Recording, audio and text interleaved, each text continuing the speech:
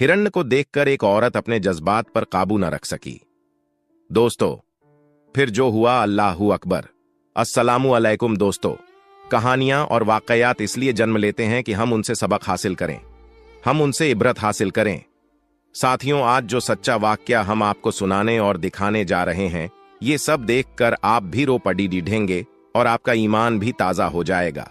मगर आपको ये सब जानने और देखने के लिए हमारे साथ वीडियो में आखिर तक जुड़े रहना होगा।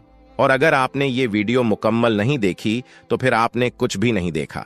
दोस्तों, इसलिए अपनी लाइफ के 10 मिनट आप निकालकर इस वीडियो को मुकम्मल देखिएगा और आगे बढ़ने से पहले कंफर्म जरूर कर लीजिएगा कि आपने हमारा चैनल सब्सक्राइब कर रखा है, और अगर नहीं किया है तो फौरन सब्सक्राइब करके बेल आइकन को क्लिक कर दीजिएगा ताकि हमारी आने वाली मजीद वीडियोस का नोटिफिकेशन बर वक्त आपको मौसूल होता रहे। तो आइए बाकायदा आगाज करते हैं आज की वीडियो का। दोस्तों, ये वाकया हिंदुस्तान के छोटे से बस्ती में रहने वाली एक औरत का है। उसका नाम गौरी था। वो अपने नाम की तरह ही बहुत खूबसूरत और हसीन थी और उसके साथ साथ एक खुशमिजाज और दिलकश शख्सियत रखती थी। उसे लोगों को अपना दरवीदा बनाना आता था। वह अपने इस काम में माहिर थी। दोस्तों, एक दिन गौरी ने सुना कि बस्ती के पास पहाड़ी के वस्त में एक खूबसूरत हिरनी रहती है। वह उसकी खूबसूरती को देखने की ख्वाहिश रखती थी, लिहाजा उसने उस जगह जाने का इरादा किया जहां हिरनी रहती थी। गौरी को खूबसूरत चीजों को कैद करने का बड्ढा ही शौक था। लोगों को तो यही लगता था कि गौरी को शौक है, लेकिन इसके पीछे असल हकीकत क्या थी वह कोई भी नहीं जानता था। इसके पीछे एक ऐसा राज्य था जिसे लोग जान लेते तो शायद गौरी की जान ही ले लेते। उसने अपने पास बहुत सारी हजारों चीजें कैद कर रखी थीं।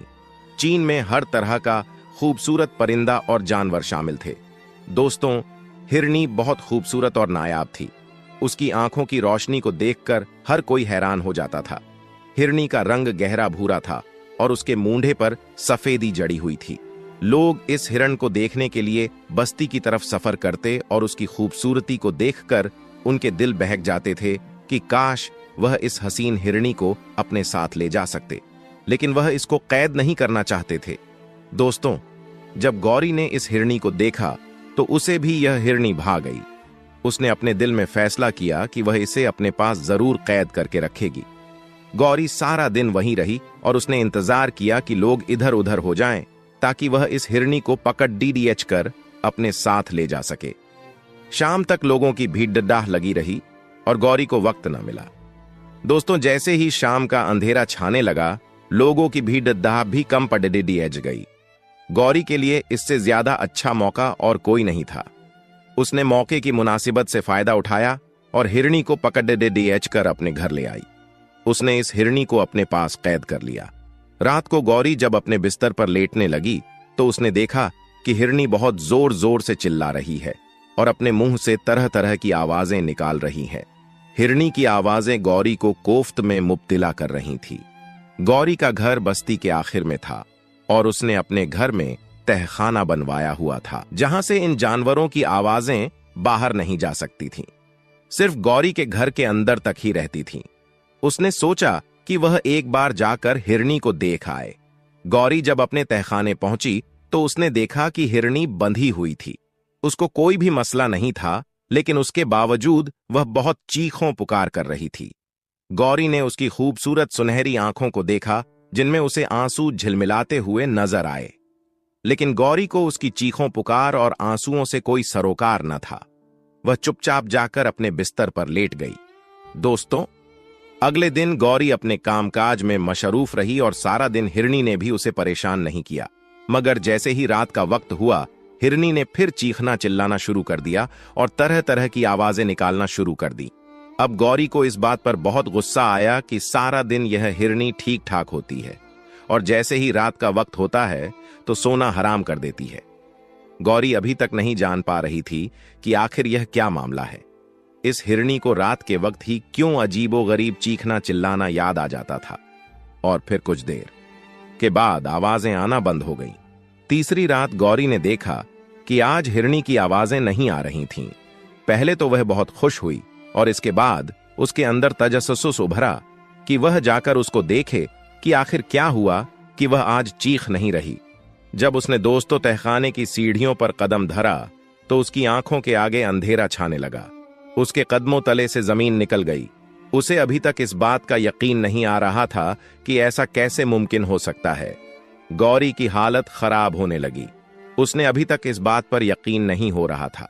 वह बार बार अपनी आंखों को मल रही थी, बार बार अपनी आंखों को खोलती बंद करती कि शायद यह कोई ख्वाब हो। लेकिन वह कोई ख्वाब की जेरे असर नहीं थी। वह हकीकत में उसके सामने था कि जिस हिरनी को अपने साथ लेकर आई उसे अपनी कैद में रखा। वह हिरनी अब उसके तहखाने में मौजूद ही नहीं थी और यह बात उसके सर पर आसमान गिराने की मुतरातिफ थी, क्योंकि तहखाने में और दूसरा कोई रास्ता न था जहां से कोई भी बाहर आ जा सके। उसे बहुत अच्छे से याद था कि सोने से पहले वह यह दरवाजा बंद करके गई थी, तो फिर यह कैसे मुमकिन था कि वह हिरनी इस तहखाने से बाहर निकल जाती। गौरी का सर दर्द से फटने लगा। इसी हालत में वह तहखाने से बाहर निकल आई। उसने हर जगह देख लिया था, सब दरवाजे बंद थे, लेकिन हिरनी कहीं नहीं थी। और फिर गौरी थक हार कर अपने बिस्तर में आ गई। सोच सोचकर उसका दिमाग फट रहा था कि उसने हर रास्ता चेक कर लिया था, हर दरवाजा बंद था और फिर भी हिरनी गायब थी। यह कोई करिश्मा ही हो सकता है, इसके अलावा तो कुछ भी नहीं। अगली सुबह जब वह दुखते सर के साथ अपने बिस्तर से उठी तो उसने जल्दी से कदम अपने जानवरों की तरफ उठाए। तहखाने में उतरते ही एक बार फिर उसे हैरत ने आ घेरा। उस वक्त वह वाकई ही पागल होने वाली थी, क्योंकि उसे लग रहा था कि यह सब उसकी आंखों का धोखा है। उस हिरनी की खूबसूरती ने उसकी आंखों को चुंधिया दिया था, जिसकी वजह से अब वह दोबारा से इस हिरनी को अपनी जगह पर खड़ी देख रही थी। वह हिरनी के करीब गई और उसने उसको हाथ लगाकर देखा तो वह उसका ख्वाब नहीं बल्कि हकीकत थी और वह हिरनी सही सलामत वहीं खड़ी थी। गौरी ने इस अजीबोगरीब हिरनी के बारे में खोज लगाने का सोचा। अब गौरी को रात होने का इंतजार था। दोस्तों, जैसे ही रात का अंधेरा छाने लगा, गौरी का तजस्सुस बढ़ता ही जा रहा था।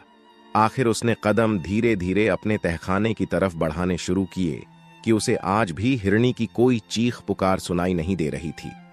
जब वह तहखाने के अंदर गई तो अब उसे यकीन हो गया कि यहां कुछ न कुछ हो रहा है, क्योंकि हिरनी वहां मौजूद ही नहीं थी और सारे के सारे जानवर वैसे ही बंधे हुए थे। वह हिरनी को कोई और ही मखलूक समझ रही थी। अब गौरी को सुबह तक का इंतजार था कि वह हिरनी वापस आती है या नहीं, और वह रात के वक्त गायब क्यों हो जाती है और दिन के वक्त वापस क्यों लौट आती है। ये सवालात दोस्तों उसके जहन में गड़बड़ हो रहे थे और यह सब चीजें उसे बहुत परेशान कर रही थीं। अब गौरी ने यह मंसूबा बनाया कि अब जैसे ही हिरनी वापस लौटेगी वह इस हिरनी का पीछा करेगी। अगले दिन उसने देखा तो हिरनी दोबारा अपनी जगह पर मौजूद थी। दोस्तों, गौरी आज शाम को ही तहखाने में छुपकर बैठ गई थी और तहखाने के दरवाजे बंद कर चुकी थी।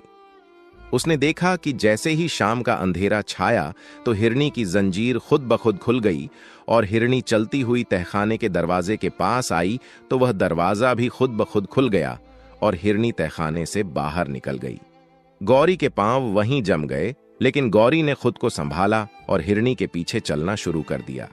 दोस्तों, गौरी ने देखा कि जिस पहाड़ के गाड़ से वह इस हिरनी को लेकर आई थी, उसी के दामन में एक बुजुर्ग जानमाज बिछाए इबादत में मसरूफ है और उसके थोड़े ही दूर हिरनी अपने बच्चों को दूध पिला रही थी। हिरनी ने बच्चों को दूध पिलाने के बाद वहीं छोड़ और उसे बुजुर्ग के तरफ देखा और उसी कदमों के साथ वह वापस चलने लगी। गौरी ने जब यह सारा माजरा देखा तो बड़ी हैरान हुई। धीरे धीरे से चलती हुई वह बुजुर्ग के पास आई और उससे पूछा कि यह हिरनी का क्या माजरा है। उसे बुजुर्ग ने कहा कि तुम वही हो ना जो जानवरों को कैद कर लेती हो। तो गौरी ने कहा, हाँ मैं वही हूं, लेकिन इसका यह माजरा बताओ कि कैसे खुद ब खुद दरवाजे खुल जाते हैं और यह हिरनी यहां पर कैसे पहुंच जाती है। तो उसे बुजुर्ग ने कहा कि तुम्हें अल्लाह से डरना चाहिए कि कहीं यह बेजुबान जानवरों की आह तुम्हें ना लग जाए। मैं जानवरों की जुबान समझता हूं और जब तुम यहां से इसे लेकर जा रही थी तो इसने मुझसे फरियाद की थी कि मेरे छोटे छोटे बच्चे हैं और मुझे इन लोगों को दूध पिलाना है। अब यह औरत मेरी मालकिन बन चुकी है, लेकिन तुम अपने मालिक से फरियाद करो कि मेरे बच्चों को दूध पिलाने की मोहलत दिया करें, इसके बाद मैं वापस लौट जाया करूंगी, तो मैं पूरी रात गिड़गिड़ाकर इस हिरनी के लिए फरियाद की और मेरे अल्लाह ताला ने करिश्मा थी तौर पर इस हिरनी की मदद की। यह बात सुनते ही वह औरत उस बुजुर्ग के कदमों पर गिर पड़ी और जोर जोर से रोने लगी। कहने लगी कि मैं भी उसे खुद पर ईमान लाना चाहती हूँ, जो इतना रहीम है, जो जानवरों पर भी रहम करता है और एक